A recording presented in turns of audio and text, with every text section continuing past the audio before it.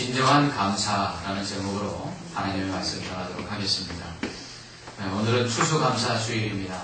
아울러 우리 교회가 세워진 지 32주년이 되는 설립기념주일이기도 합니다. 어제는 교회 설립 32주년을 기념하면서 저희 교회 수고하셨던 장로님들, 또 원로장로 추대와 또 장로 은퇴, 겸하여서 또 새롭게 15분의 새로운 임직자가 세워지는 임직식을 거행했습니다. 어제 하루 참 감사한 일이 많았습니다. 지금까지 우리 교회를 인도해 주신 하나님의 은혜도 너무 감사했고요. 또 새로운 일꾼들을 세울 수 있어서 더더욱 감사했습니다. 또한 이러한 일에 많은 성도들이 나와서 일찍부터 그렇게 수고해 주셔서 너무 감사했고요. 또 찬양대로 안내로 참 애써 주시는 모습을 볼 때 참 감사할 수밖에 없었습니다. 또한 임직하시는 분들이 잘 준비하셔서 시기 잘 진행되었고요. 무엇보다도 순서를 맡아주신 목사님들께서 얼마나 은혜롭게 모든 순서들을 담당해 주시는지 참 감사할 수밖에 없었습니다. 또한 많은 성도들이 그렇게 참석해 주셔서 함께 이 교회의 기쁨을 나누고 동참해 주시는 모습이 얼마나 감사하던지요. 또 식을 마치고 많은 분들이 참 은혜로운 임직식이었다 이렇게 또 칭찬해 주시고 격려해 주셔서 또 그것이 너무 감사하고 또 은혜가 되었습니다. 사실 임직식을 준비하면서 참 많이 긴장하고 걱정했습니다. 아마 제가 부임해서 지금까지 사역하는 중에 가장 긴장하고 또 염려하고 걱정하면서 이 임직식을 준비하고 또 치르지 않았는가라는 생각이 듭니다. 마치 남학신장수 아들을 둔 그리고 또 집신장수 아들을 둔 그 어머니의 심정으로 이 임직식을 치렀습니다. 임직하시는 분들에게는 일생에 한 번뿐인 임직식이기에 실수 없이 잘해서 정말 기억에 남고 은혜되는 그 임직식을 해야겠다라는 마음으로 준비하고 또 치렀고요. 또 한편으로는 은퇴하시는 장로님들에게는 서운함보다는 교회와 성도들에 대한 이 감사와 그리고 또 그 수고에 대한 위로를 받는 시간이 되기를 바라는 마음으로 또 기도하며 준비했습니다. 아울러 피택받지 못해 이번에 임직하지 못하시는 분들에게는 또 서운함이 없는 그러한 시간이 되기를 바라는 마음으로 그렇게 기도하며 준비했습니다. 바라기는 정말 기도한 대로 그렇게 다 됐으면 하는 마음뿐입니다. 오늘은 이 추수감사주일이기도 하고 또 어제 임직식을 통해서 감사한 일도 많았기에 특별히 감사에 대한 하나님의 말씀을 함께 나누도록 하겠습니다. 하나님이 참 좋아하시는 게 있는데요. 그 중에 하나가 바로 감사입니다. 하나님 참 감사를 좋아하십니다. 지구야 성경을 통틀어서 감사하라는 말씀이 참 많이 나오는데요. 그런데 이 감사하라라는 이 말은 거의 대부분 하나님을 향한 감사와 연결되어 있습니다. 하나님은 우리가 하나님께 감사하기를 원하시는데 범사에 모든 일에 모든 상황 가운데 감사하기를 원하십니다. 우리가 그렇게 하나님께 모든 일에 모든 상황에 감사할 때 하나님께서 우리에게 평강을 주신다고 말씀합니다. 우리가 감사할 때 하나님이 주시는 평강이 우리의 마음과 생각을 지키신다 이렇게 말씀합니다. 우리가 감사를 하면요 마음속에 평안이 찾아오고요 감사를 하면은 우리의 생각 속에 두려움이 사라진다는 것입니다. 감사는 이처럼 우리 심령에 염려가 들어올 틈을 막아버리는 것입니다. 감사는요 우리 생각 속에 두려움을 갖게 하고 근심 걱정하게 하는 사단의 공격을 가로막는 것입니다. 그러므로 감사하면 우리 안에 걱정하고 염려하는 것들이 사라질 뿐만 아니라 평안함을 얻게 되는 것이죠. 나가서 감사를 하면요 긍정적인 생각을 하게 되고 또 소망적으로 그 모든 마음과 생각이 바뀌어지게 되는 것입니다. 그렇기 때문에 감사는요 기쁨과 항상 연결이 되어 있습니다. 그래서 범사에 감사하라 한 다음에 항상 기뻐하라 바울이 이야기하죠. 이것은 감사와 기쁨이 연결되어 있기 때문입니다. 감사할 때 좋은 일이 생겨나는 것입니다. 그 어린이란 말을 처음 사용하신 그 소파 강정환 선생님의 이야기가 있습니다. 어느 날 선생님께서 밤이 늦도록 책을 읽고 있었는데 갑자기 창문이 확 열리더니 강도가 불쑥 들어오는 것이었습니다. 깜짝 놀라 있는데 이 강도가 그러는 것입니다. 꼼짝 말고 손들어. 그러니까 이 선생님이 꼼짝 말하면서 어떻게 손을 들라고 하십니까? 이렇게 이야기를 했습니다. 그랬더니 강도가 갑자기 주춤거리더니 잠시 생각을 한 후에 그러면 손 든 다음에 꼼짝 말아. 이렇게 얘기를 했습니다. 그리고서는 자만 말고 있는 거 다 내놔. 안 그러면 목숨이 위험해. 라고 이야기하자 강 선생님은 서랍에서 390원을 꺼내서 강도에게 주었습니다. 당시 390원이면 굉장히 큰 돈이었습니다. 내가 가지고 있는 돈은 이것이 전부이니 가지고 가시오. 하고 이렇게 건네줬습니다. 그러자 그 돈을 받고는 이 강도가 불이 나게 나가려고 하는 것이었습니다. 그러자 이 선생님이 이 강도를 불렀습니다. 여보시오, 여보시오.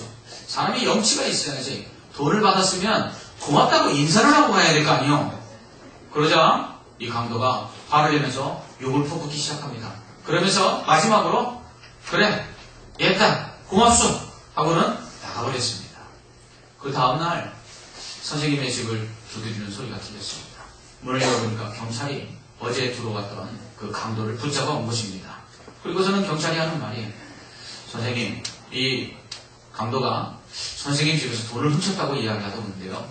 그러자 강도의 얼굴을 이렇게 본 선생님은 아니요, 훔친 게 아니라 제가 줬는데요. 이 강도 아닙니다. 이 사람 제 돈 받고는 고맙다고 인사까지 하고 갔는데요. 강도가 언제 돈 받고 고맙다고 인사하는 거 맞습니까? 그러니까 갑자기 선생님의 말에 경찰이 당황하는 것입니다. 그리고는 하는 수 없이 이 강도를 놓아주고 경찰이 갔습니다. 그 자리에 부쩍 무릎을 꿇은 강도는 선생님께 사죄를 했죠. 선생님은 그 강도를 잘 다독여주고 그리고 권면한 다음에 다시는 이런 악한 짓을 하지 말고 착하게 살라고 돌려보냈다고 합니다. 그렇습니다. 억지로 한 감사지만 강도가 고맙소 라고 하고 갔기 때문에 선생님도 그 강도가 감사하고 갔다고 할 말이 있었을 것입니다. 만약에 강도가 고맙다는 말을 안 하고 갔으면 아마 선생님도 할 말이 없었겠죠. 그렇습니다.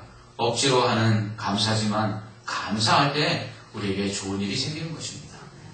존슨이라는 사람은 감사하는 마음은 높은 교양에서 우러나오는 것으로서 저속한 인간에게서는 이것을 찾아볼 수 없다 이렇게 말했습니다. 그렇습니다. 감사는요 훌륭한 인격을 가진 사람만이 감사할 수 있다는 것입니다. 감사는요 성숙한 사람이 감사할 수 있다는 것입니다. 하나님에 대한 감사도 마찬가지입니다. 신앙적으로 성숙한 사람만이 감사할 수 있습니다. 여러분 신앙이 낮은 사람, 믿음이 적은 사람들 감사는 적게 하는 것을 볼 수가 있습니다. 그러므로 우리의 신앙의 성숙도와 감사의 빈도는요 항상 비례하는 것입니다. 그래서 늘 감사가 끊이지 않는 성도가 성숙한 신앙인임을 알 수가 있습니다. 여러분은 어떻습니까? 여러분 자주 감사하십니까? 감사가 끊이지 않고 있습니까?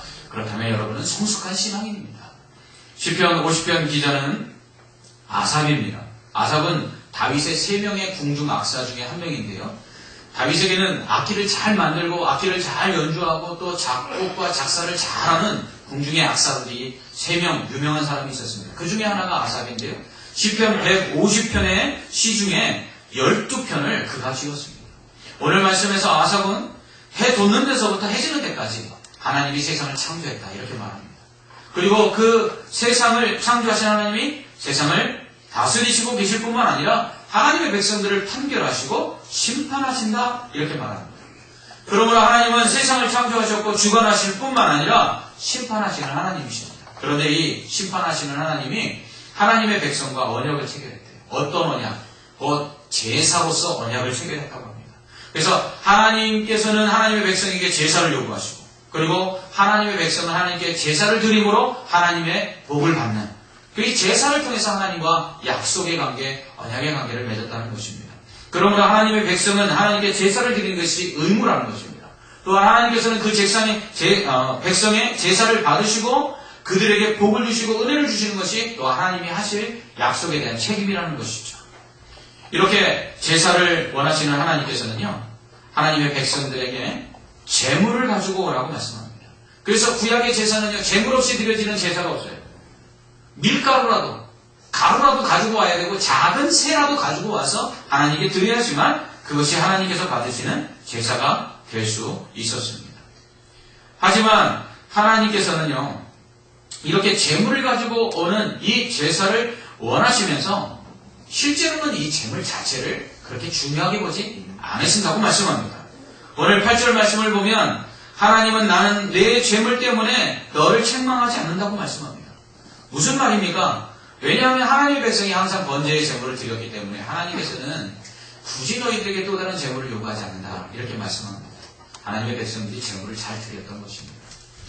또 하나 하나님께서 이렇게 재물을 그렇게 가지고 흠하지 않는다, 너희들을 책망하지 않는다 말씀하시는 것은 하나님께서 모든 짐승을 다 하나님의 손으로 삼고 있기 때문입니다. 오늘 말씀을 보면 하나님은 산에 있는 짐승이나 또 새나 그리고 가축마저도 다 하나님 것이라고 말합니다.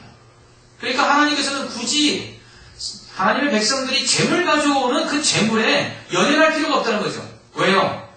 하나님께 모든 짐승들이 다 하나님 거니까. 그 백성들이 가져오는 그 짐승들, 그것이 필요해서 하나님께서 그것을 요구하는 것이 아니라는 것입니다. 뿐만 아니라 하나님께서는 백성들이 드린 이 짐승의 고기를 먹을 수 있느냐 이렇게 말씀합니다. 또한 너희가 드린 염소의 피를 내가 마시겠느냐 이렇게 말합니다. 뭐죠? 하나님을 여기시기 때문에 우리와 같은 육체를 가지고 있지 않기 때문에 하나님은 재물이 필요 없습니다. 하나님 고기 드시겠습니까? 하나님 피를 드시겠습니까? 그렇다면 모든 짐승이 다 하나님 것인데 굳이 왜 하나님의 백성에게 짐승으로 재물 삼아 제사를 드리라고 말씀하시고 또 고기도 드시지 않고 피도 마시지 않는 하나님이 왜 짐승을 잡아 그 고기를 살라드리고 그 피를 하나님께 드리는 그 제사를 요구하고 계신 것일까요? 그것은 한마디로 바로 하나님의 백성이 하나님께 감사하는지를 보기 위함이라는 것입니다. 오늘 하나님께서 왜 모든 짐승이 다 하나님 것인데도 불구하고 백성들에게 짐승을 제물로 드리는 제사를 요구하시고 그리고 하나님의 백성에게 하나님께서 왜 재물을 가지고 제사를 드리게 하는가? 그 해답이 14절과 15절에 남아 있습니다. 우리 14절, 15절을 한번 다 같이 한 목소리로 한번 읽도록 하겠습니다. 14절, 15절 함께 읽습니다. 감사로 하나님께 제사를 드리며 지존하신 이에게 내 소원을 갚으며 화려한 날에 나를 부르라. 내가 너를 건지리니 내가 나를 영화롭게 하리로다. 아멘. 그렇습니다. 하나님께서 재물을 가지고 제사를 드리라고 요구하시는 이유는 하나님의 백성이 하나님께 감사하기를 원하셔서 그렇습니다. 여러분 하나님께 감사하십니까? 하나님의 은혜에 감사하면 여러분들은 그 감사를 어떻게 표현하고 있습니까? 여러분 우리가 감사하는 마음이 있어도 표현하지 않으면 감사가 있는지 없는지 알 수가 없습니다. 옛날 우리 아버지들은 이 사랑 표현에 서투르셨습니다.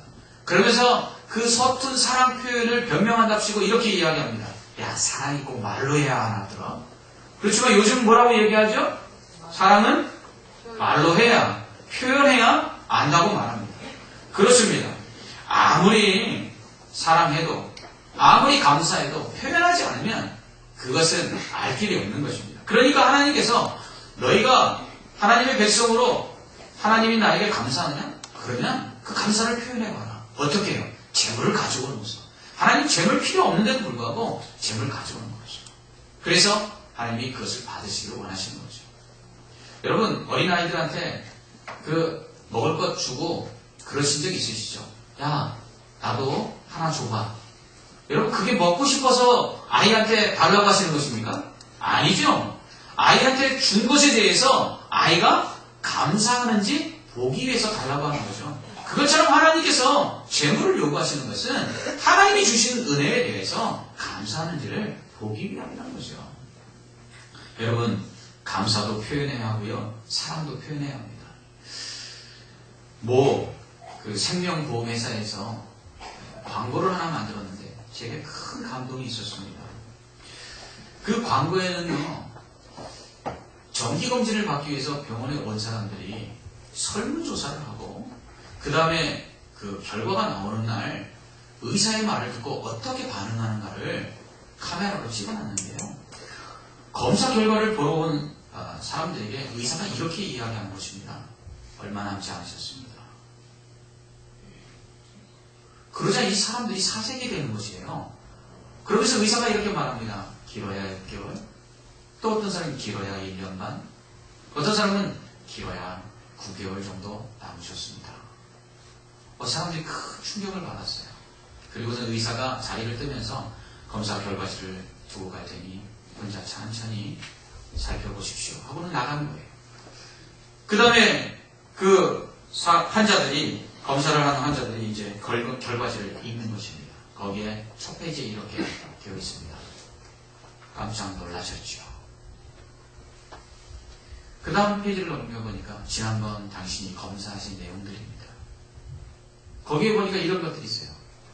하루에 텔레비전을 얼마나 보는지, 하루에 잠은 얼마나 자는지, 하루에 스마트폰을 얼마나 하는지, 하루에 친구들은 얼마나 만나는지, 하루에 일로 인해서 일하는 시간은 몇 시간이나 되는지, 이러한 그 질문에 사람들이 답변이 되어 있어요. 그리고 맨 마지막 장에 검사 결과가 이렇게 적혀져 있었습니다. 당신이 가족들과 함께 할 수 있는 남은 시간은 6개월입니다.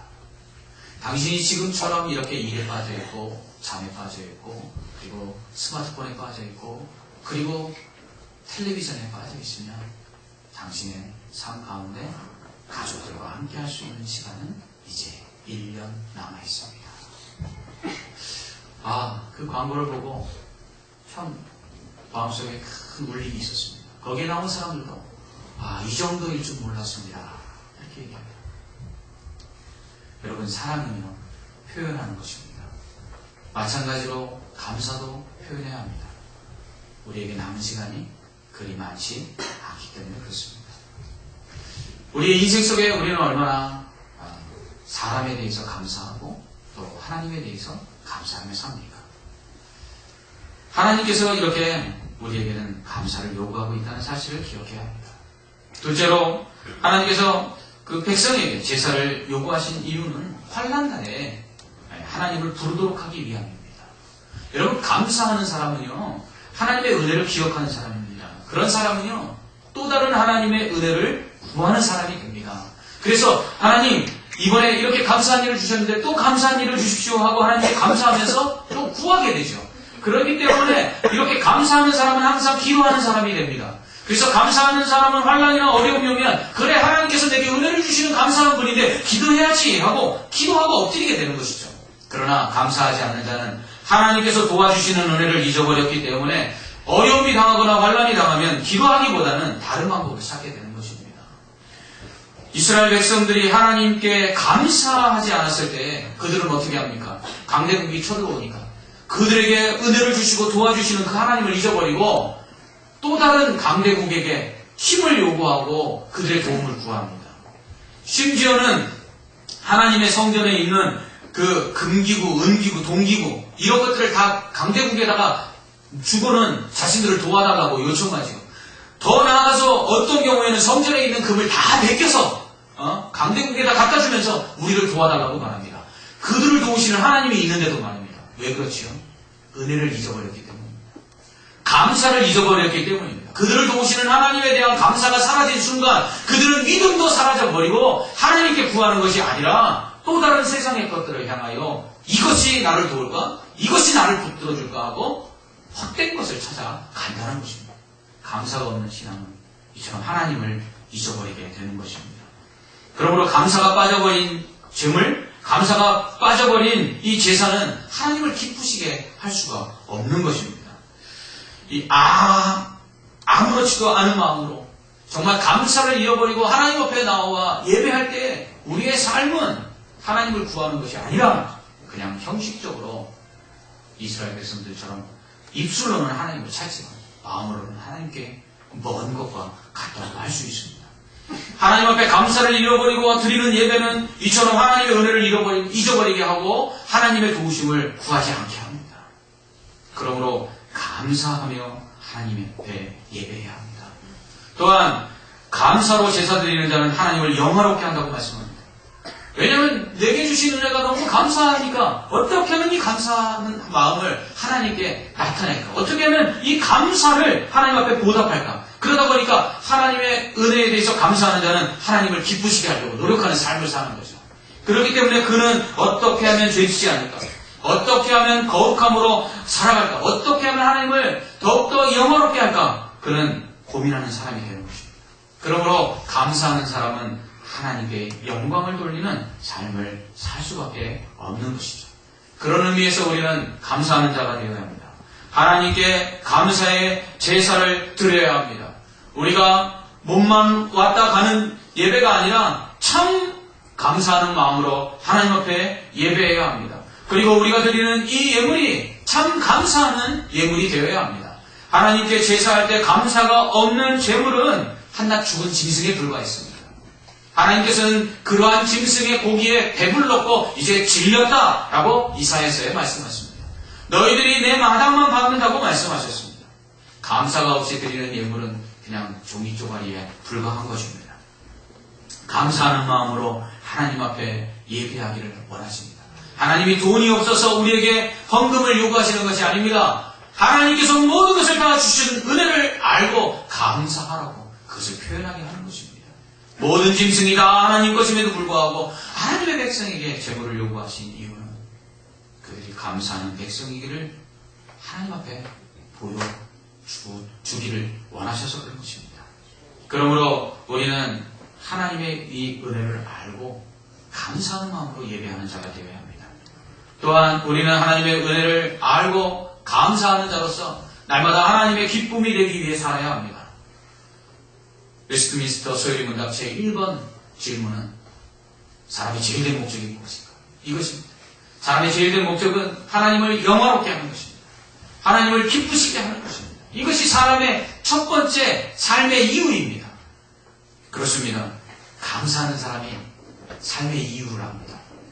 내가 사는 것이 하나님의 은혜요, 내가 사는 것이 하나님의 도우심이라는 걸 알기 때문에 어떻게 하면 하나님께 영광을 돌릴까 생각하며 살 수밖에 없는 것이죠. 또한 하나님의 은혜에 감사하는 사람은 하나님의 도우심을 구하며 기도하는 사람으로 살아가게 됩니다. 하나님께서 우리를 도우신 은혜를 알기에 하나님께서 또 도와주시길 바라기에 날마다 감사하는 자는 기도함으로 더 큰 감사의 거리를 얻게 되는 것입니다. 그러므로 감사하는 자는 참 예배자가 되며 감사하는 자는 하나님을 영화롭게 하는 거룩한 자가 되며 하나님께 감사하는 자는 하나님의 도우심을 구하는 기도하는 자가 된다는 것입니다. 그렇다면 우리는 어떻습니까? 여러분 참으로 감사의 예배를 드리고 있습니까? 여러분 하나님을 영화롭게 하는 삶을 살고 계십니까? 여러분 하나님께 항상 구하며 기도하는 기도자로 살고 계십니까? 그렇다면 여러분은 감사하는 자입니다. 그러므로 감사는 우리로 하나님께 예배하게 하고 하나님 앞에 거룩하게 살게 하고 하나님 앞에 기도하는 자로 살게 만들어주는 은혜가 있습니다. 그렇기 때문에 우리는 날마다 감사하는 사람이 되어야 합니다. 하나님은 이렇게 감사하는 자에게 하나님의 구원을 보여주신다고 약속하고 있습니다. 멕시코의 어떤 마을에 이 온천과 그리고 냉천이 함께 나오는 마을이 있었습니다. 사람들은 이곳에 가서 이 온천에서 여자들이 빨래를 삶고 그리고 찬물에 헹궈서 가져왔습니다. 그러면 빨래가 아주 깨끗해졌습니다. 이 모습을 본 관광객이 가이드에게 이 동네 사람들은 참 복받았습니다. 얼마나 행복할까요? 이 사람들은 참 감사가 많겠습니다. 하고 얘기했습니다. 그러자 가이드가 관광객을 보고 이렇게 얘기했습니다. 천만에요. 이 동네 사람들은 감사가 없습니다. 아니 오히려 이 동네 사람들은 불평합니다. 이렇게 얘기한 거예요. 그러자 관광객이 의아해서 물었어요. 아니 왜요? 그랬더니 가이드가 한다는 말이 이랬습니다. 비누가 안 나온다고 불평합니다. 온천물이 나오고 찬물이 나오는 동네에 살면서도 비누가 안 나온다고 불평하는 것이 바로 사람이라는 것입니다. 여러분 이스라엘 백성의 모습이 이렇지 않습니까? 만나를 줬더니 고기가 없다고 불평하고, 구름기둥과 불기둥으로 인도하셨음에도 불구하고 길이 험하다고 불평하고. 여러분, 하나님께서 주신 은혜에 대해서 감사하지 못하는 사람들은 날마다 불평거리만을 찾게 되는 것입니다. 제가 노숙자 사역도 해보고 또 노년 사역도 해보는데 차이가 있습니다. 이 노숙자 사역은요, 감사가 없습니다. 좋은 거를 주잖아요. 그럼 감사하는 게 아니라 저 사람이 나보다 좋은 걸 갖나? 그걸 봅니다. 근데 어르신들은 그렇지 않아요. 어르신들은 작은 걸 줘도 뭐 이런 걸 주냐고 항상 감사합니다. 그렇습니다. 감사가 신앙입니다. 감사가 인격입니다. 감사가 성숙함입니다. 참 감사할 것이 많은데도 감사하지 못하는 사람들이 있습니다. 그런 사람들을 보면 감사할 거리를 찾는 게 아니라 불평거리를 찾습니다. 우리가 감사할 이유를 찾기 시작하면 우리의 눈에는 감사할 것밖에 보이지 않게 될 줄 믿습니다. 그러므로 믿는 사람은요, 감사하는 사람이 되어야 합니다. 먼저는 그리스도를 통해 우리에게 주신 구원의 은혜에 감사해야 합니다. 여러분, 아들을 우리를 위해서 생명을 주신 그 은혜에 감사하지 못한다면 우리가 무엇에 대해서 감사하겠습니까? 우리 믿는 자의 감사는 바로 이 예수 그리스도를 주신 하나님의 사랑의 그 은혜로부터 감사가 시작되어야 될 줄 믿습니다. 두 번째로 작은 것에도 감사하는 사람이 되어야 합니다. 풍성한 추수만을 감사하는 것이 아니라 매일의 일용할 양식에 대해서 감사하라고 주님은 우리에게 가르쳐 주십니다. 그럼 그 식사기도 빼놓지 마십시오. 작은 것에도 감사해야 합니다. 이것은 뭐 감사하지 못할 것은 없다는 것입니다. 아무리 작아도 감사거리라는 것이죠. 빌립 하워드는 시련이 아무리 크다 할지라도 구원받은 모든 죄인들은 감사할 이유를 언제나 발견할 수 있다, 이렇게 말했습니다. 실제로 감사할 것을 찾아야 합니다. 하늘을 두루마리 삼고 바다를 먹물 삼고 그래도 다 기록할 수 없는 것이 하나님의 은혜라고 고백을 하면서 우리는 얼마나 하나님께 감사하고 있습니다. 여러분, 찾아보면 감사할 거리가 너무나 넘쳐나고 있습니다. 그런데 반대로 불평하기 시작하면 불평할 것밖에 보이지 않습니다. 그러므로 감사하는 자의 눈에 감사가 보이는 것입니다. 여러분, 감사를 찾고 싶습니까? 그러면 오늘서부터 작은 것에서부터 감사하기 시작해 주십시오. 그러면 감사할 것들이 찾아지게 될 줄 믿습니다. 넷째로 모든 상황에 감사해야 합니다. 우리가 알지 못할 뿐이지 하나님께서는 우리에게 항상 좋은 것을 주시는 분이십니다. 바울은 현재의 고난은 장차올 영광에 좋게 비교할 수 없다고 말했습니다. 그렇습니다. 고난은요, 하나님께서 예배해 놓으신 축복과 그리고 하나님께서 예배해 놓으신 그 은혜로 들어가는 입구다라고 생각하시면 됩니다. 그래서 오카노 목사님은 고난은 위장된 축복이다라고 말씀하셨습니다. 지금 우리의 눈에 보일 때는 고난이 보이고 우리의 눈에 보일 때는 고통이 보이고 우리의 눈에 보일 때는 아픔이 보이지만 그러나 믿음의 눈으로 바라보면 그 고난 중에 주실 하나님의 은혜와 축복이 보여지는 것입니다. 그러므로 환난 중에 감사할 수 있어야 합니다. 믿음의 눈을 가지고 지금 내 눈에 보여지는 환난이 아닌 그 환난 뒤에 올 감사의 거리들을 미리 감사하는 사람이 되어야 될 줄 믿습니다. 그럴 때 감사는요, 환난을 이기는 힘이 됩니다. 다섯째로 감사를 습관해야 합니다. 감사를 입에 달고 살아야 합니다. 부정적인 말은 부정적인 생각을 하게 하고요, 긍정적인 말은 긍정적인 생각을 하게 만든다고 하지 않습니까? 감사하면요, 항상 긍정적인 마음이 듭니다. 감사하는 마음에 어찌 불평이 생길 수가 있겠습니까? 감사하면 염려와 걱정이 사라지고 평안이 찾아옵니다. 그런데 이러한 감사는요, 하루아침에 되지 않습니다. 날마다 습관해야 합니다. 그래서 감사를 습관해야 하십시오. 토마스 아켄피스는 하나님은 항상 감사하는 자에게 축복을 주시며 그의 축복을 교만한 자의 손에서는 거두시나니 겸손한 자에게는 언제나 허락하신다, 이렇게 말했습니다. 존 밀러는 사람이 얼마나 행복한가는 그의 감사의 깊이에 달려있다, 이렇게 말했습니다. 발레리 앤더슨, 감사는 결코 졸음이 없는 과정이다. 여러분, 이만큼 감사했으면 됐죠? 그거 없습니다. 우리는 넘치도록 감사해요. 하나님 앞에 다 감사할 수가 없는 사람이라는 것을 알아야 합니다. 그러므로 우리는 항상 감사해야 합니다. 감사할 때요, 우리 자신이 바뀝니다. 감사할 때 내가 바뀌면요, 내 주변에 내가 그토록 감사할 수 없었던 미워하던 사람이요, 감사할 수밖에 없는 사람으로 바뀌어 보이게 되는 것입니다. 내가 감사함으로 바뀌게 되면 내 주변에 불평하고 불만하던 그 모든 원망거리들이 감사거리로 바뀌어지게 되는 것입니다. 하나님께서는요, 세상을 바꾸고 사람을 바꾸고 우리 환경을 바꾸기를 원하시지 않고요, 우리를 바꾸기를 원하십니다. 왜냐하면 우리가 바뀌면 모든 것이 다 바뀌게 되기 때문입니다.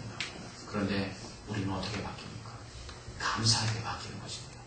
감사할 때 진정으로 하나님이 원하시는 예배자가 되고요, 감사할 때 진정으로 하나님이 원하시는 거룩한 삶을 살게 되고요, 우리가 감사할 때 하나님이 원하시는 기도자가 되는 것입니다.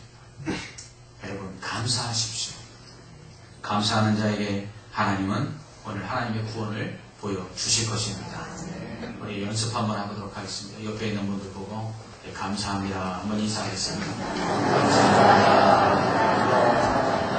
감사합니다. 그리고 이렇게 한 번 더 인사해 주십시오. 감사하십시오. 이렇게 인사하십시오. 감사하십시오. 설교 시간 중에 여러분의 얼굴 중에 가장 행복한 미소를 지금 감사는 여러분에게서 봤습니다.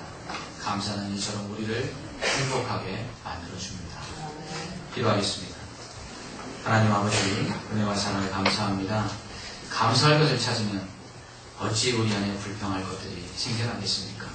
감사하면 염려가 사라지고 감사하면 기쁨이 오는데, 하나님께로 감사를 잃어버리지 않게 하여 주시옵소서. 하나님의 은혜에 감사하여 참된 예배자가 되게 하시고 참으로 거룩한 삶을 살게 하시고 하나님의 도우심을 구하는 기도자가 되게 하여 주시옵소서. 그럴 때 하나님의 그 구원이 오늘 우리에게 나타나게 하시고 하나님의 은혜와 복이 넘쳐나게 하여 주시옵소서. 32년 동안 우리 교회를 지켜주심에 감사하며 또 한 해 풍성한 수확으로 우리에게 먹고 마시고 입고 평안을 누릴 수 있도록 채워주신 은혜에 감사합니다. 예수님 이름으로 기도합나이다. 아멘.